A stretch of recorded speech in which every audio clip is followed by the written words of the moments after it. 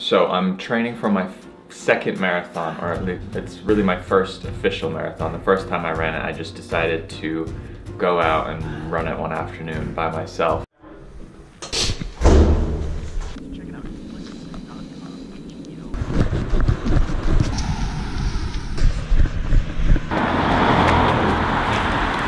Something I planned and trained for, but it wasn't an official event. It wasn't a race, and I was just running with myself.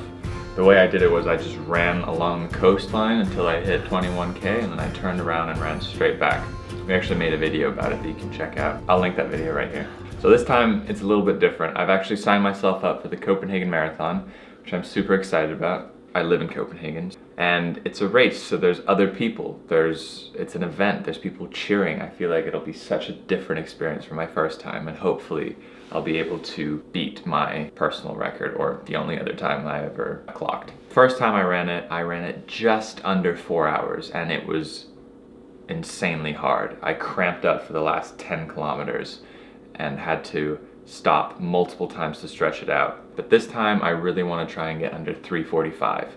So that's cutting 15 minutes from my time, and I think I can do it. So what I've done is I've made a 10-week training schedule. As you can see, I've already done the first 3 weeks of it, except for one day where I was feeling not great. 10 weeks because from the date that I made it, that's how long I have until the marathon. I now only have 7 weeks left. And I'm running 4 times a week. I'm doing a short run, so a speed run, 5 kilometers every Monday. Then I'm doing a pace run, or like a middle distance run of 10 kilometers, where I'm trying to run faster than the pace I'm gonna be running at the marathon, and trying to push that pace, but keep the same pace for the entire run. Then I'm running just a very light 8 kilometer, 7 to 8 kilometer run on Thursday, just to get some more kilometers in there during the week. And then on Saturday is my long run.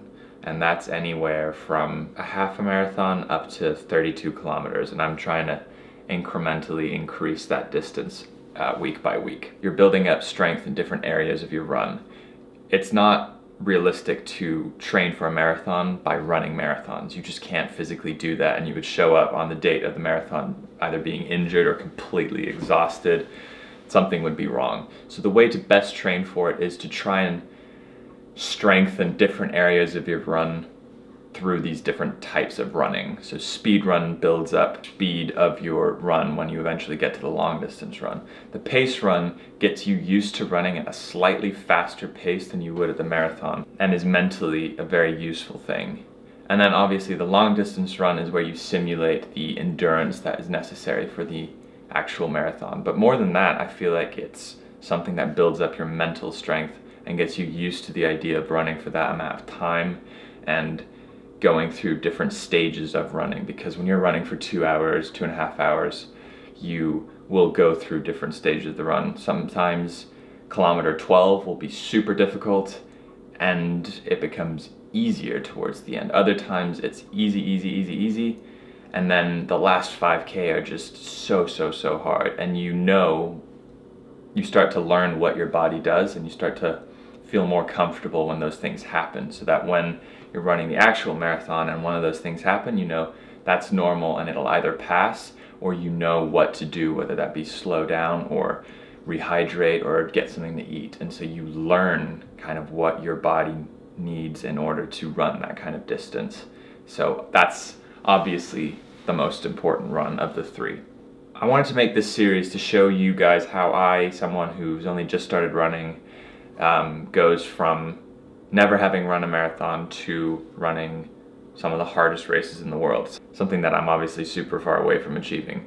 But I kind of struggled to figure out how I wanted to document it, because it would start to get pretty boring if all you see is just me running and then me trying to talk about it. So I thought I'd start by talking about something that at the moment is very kind of interesting to me, and that's how I'm trying to work the runs into my week, which is already very packed with things to do. So what I do is I actually run in the evenings.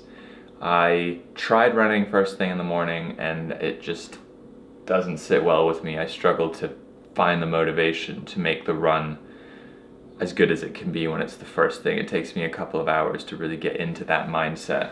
I do a lot of other things early in the morning that I'm absolutely fine doing, like reading and meditating and making a plan for the day, but running is something that I find difficult to do first thing. So I actually do it at the end of my work days. So when I've worked all day, around 6 p.m., I'll stop and finish for the day, and I'll go for my run. And then a final thing that I think is really interesting and that some people might have misunderstood in the past is the idea of discipline, and that you need to be disciplined to be successful or to achieve something new. And I think that's only partially true. I think you need discipline to start doing something new. So you need to be disciplined about your first 4 or 5 or 6 runs and just forcing yourself to kind of stop what you're doing, change into running clothes and going for the run even if you don't want to, and being disciplined enough to know that it's something that you'll benefit from and that it's something you've planned to do and now it's actually time to execute. The thing that I think is misunderstood a little bit is that you have to keep being disciplined about it, that it's something you have to keep working at, and that is like a struggle later on. I find that once you've done it the first 4 or 5 times and been disciplined about it, it becomes a habit, and you don't actually have to consciously convince yourself to go for it or use willpower to get yourself to go for the run. It becomes a habit and becomes something you know you have to do, not something you have to build yourself up to be able to do.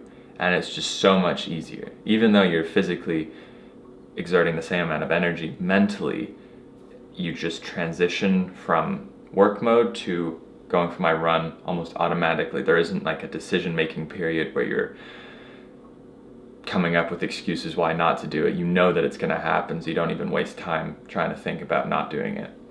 And so discipline's only needed in the beginning. And so making running into a habit, something you don't have to think about doing, allows you to do it even when you don't really want to, or when it's difficult, or when it's raining outside, or when you're sore, or whatever the excuse might be.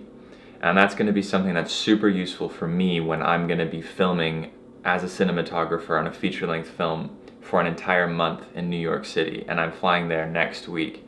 So what I'll have to be doing is I'll have to be working full-time during the day, finish, and then either go for a run afterwards or get up early and run before I go to work.